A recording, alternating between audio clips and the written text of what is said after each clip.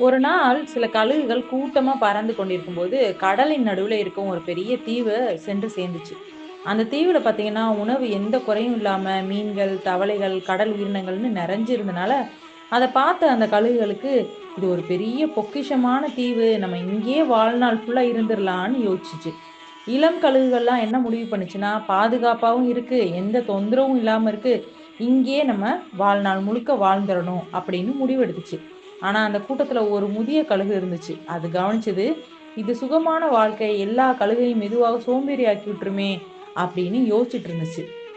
பறக்கும் பயிற்சி குறைந்தது, எச்சரிக்கை உணர்வு மங்கியது, சவால்களை எதிர்கொள்ளும் திறன் கரைந்து போனது.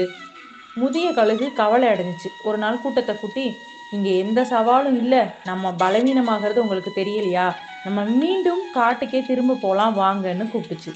"சவால்கள் இல்லையெனில் நம்மளுடைய வலிமை குறைந்து போகும்" அப்படின்னு இளம் கழுகுக்கு புரிய வச்சுச்சு. ஆனா இளம் கழுகுகளோ அத நகைச்சுவை எள்ளி நகையாடி அத விரட்டி விட்டுருச்சு. "இவ்ளோ வசதி இருக்கும்போது யாராவது திரும்ப போக நினைப்பாங்களா? இந்த பெருசுக்கு வேற வேலையே இல்ல" அப்படின்னு சொல்லிச்சு, சிரிச்சுச்சு.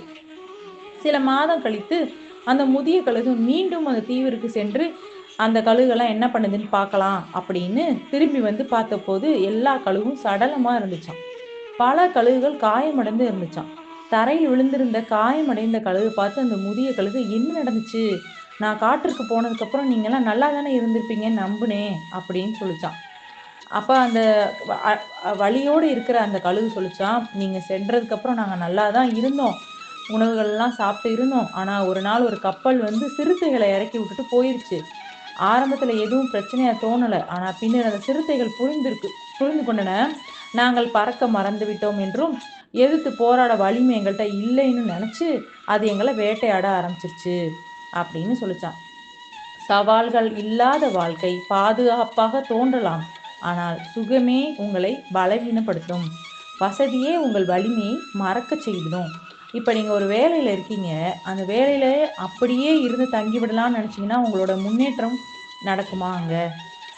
சவால்களை எதிர்கொண்டு வேற வேற இன்னும் உங்களுடைய திறமைகளை வளர்த்துக்கிட்டு முன்னேறி போகணும்னு தான் பார்க்கணும். நம்ம வசதியா இப்படியே போதும், இதிலேயே இருப்போம்னு நெனச்சோம்னா, நம்மளோட முன்னேற்றம் எப்பயுமே தடப்பட்டு தான் ஆகுன்றது தான் இந்த கதை நம்மளுக்கு உணர்த்துது. இது உங்களுக்கு பிடிச்சிருந்தா like, subscribe rams cartoon Tamil.